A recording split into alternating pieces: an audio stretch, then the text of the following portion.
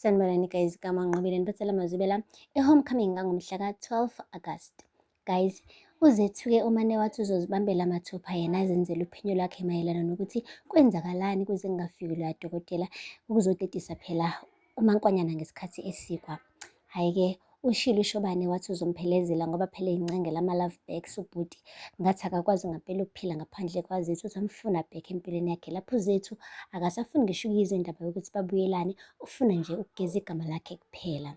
Uthe efika esibhedlela-ke guys, uZethu benoShobane waqala nje kunesi lo abakade bebhizi-ke kuyibona bemtatamisayo umaNkwanyana ngesikhathi bemyisa phela e-labour ward. Ushilo kunesi ukuthi hhayi cha sisi, ngiyakukhumbula impela. Wase wabuza uZethu ukuthi angithi ngalolu suku engafika ngalo udokotela esasimfonela kumele abe on call or on duty asimthola ngocingweni. Wamanothi unesi nje, ayi cha udokotela wayekhona. Hayibo guys, wathi ayi sisi samfonela udokotela nje sangamthola ngithi. Wathi cha sisi udokotela nje wayekhona. Hayibo guys, emva kwalapho-ke udokotela umane wathi yebo uDr Mkhize lo enikhuluma naye nginganisiza ngani? Wamane nje wathi uZethu bengicela sikhulume bandla ngasese. Wathi okay, bahamba-ke bayokhuluma ngasese. Washo uZethu ukuthi hayibo sakufonela wena nje kodwa sangakuthola. Wathi cha 2 minutes away nje ngafika in 2 minutes time la esibhedlela.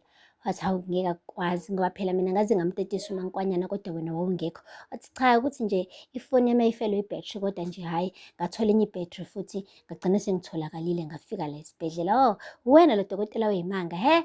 Hhayi ngiyakubona impela kodwa ungakhathazeki ngangikhona esibhedlela. Esheqamba amanga ubhuti guys. Emva kwalapho-ke uZethu umane waphenduka isilima nje esibhedlela straight ngoba ngisho onesi abekho esayidini lakhe manje bamenza isilima kwayibona bathi nje udokotela wayekhona kodwa sibe sazi sonke ukuthi udokotela wafonela kwathiwa angasafika mhlampe after 40 minutes and ngaleso sikhathi-ke umaNkwanyana vele wayesekumele ukuthi atetiswe nje 40 minutes wawungeke uze ukwazi ukuthi awukhave ngoba ingane isifuna ukuphuma manje. Guys, uZethu-ke ube umlungisi ozithela isisila ngoba usizo lwakhe manje sengathi luyinhlamba kona wonke umuntu laphaya esibhedlela. Ngisho nalaba babekade bemncoma bethi wenza umsebenzi omuhle namhlanje sebeyamcashela meqhamuka ngoba nakho phela uMatron wenze sure ukuthi amcindezele uZethu ngayo yonke indlela. Nabantu akade besesayidini lakho mane wabaguqula wabenza nje kwangathi bayizitha zakhe uZethu. Uhambile kubaba kaZethu waya kuyena uMatron phela eyobutuza amagabade guys. Uthe mefika khona wamfica kahle uMatron ethukuthele egane unwabo. Usho kahle wathi lalela la wehlongwane ungibhekisise kahle mina. Uyabona nje imina phela vele wathatha isinqumo sokuthi thina sihlukane. Hayibo guys, indaba engaka isigaxa. Bengazi nanokuthi mina uMatron benobaba kaZethu babethandana kodwa-ke kuvelile namhlanje. Ushilo ukuthi awukuthatha isibuko uyibuke ebese ubuka mina, uyibuke ebese ubuka mina. Yabona kahle ukuthi kunomehluko omkhulu kanjani phakathi kwami nawe. Yazi nje ngakushiya ngakhona impela. Wena ufanelene noMashabalala. Usesho-ke manje umakaZethu wathi hamba uyosithela. Sengiyabona manje ukuthi kungani indodakazi yakho uZethu ihlezi ibona sengathi umhlaba iwuthwele ngamahlombe. Ikuthathe kuwena konke lokho. Uyafika lana nawe uzongitshela ukuthi ngenzeni. Angizotshela mina ukuthi wena ngenzeni mina. Nini? Ubani vele wena? Phuma la, hamba emzini wakho lo wayo.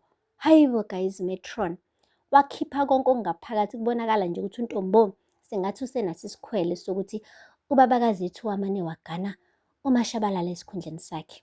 Manje useyibona sengathi nje uZethu memcindezela kangaka ubaba uHlongwane uzoba nje esiyahlukumezeka emoyeni kahle kahle ulwa izimpi zikaHlongwane ngendodakazi yakhe uZethu lo mama.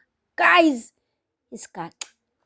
Aphela lapho-ke amazwibela namhlanje. Ungakhohlwa ukusubscribe ni-like and comment. Until next time, bye. Sanibonani guys, igama ngiNqobile niphethela amazwibela e-homecoming ngangomhla ka-12 August. Guys, uZethu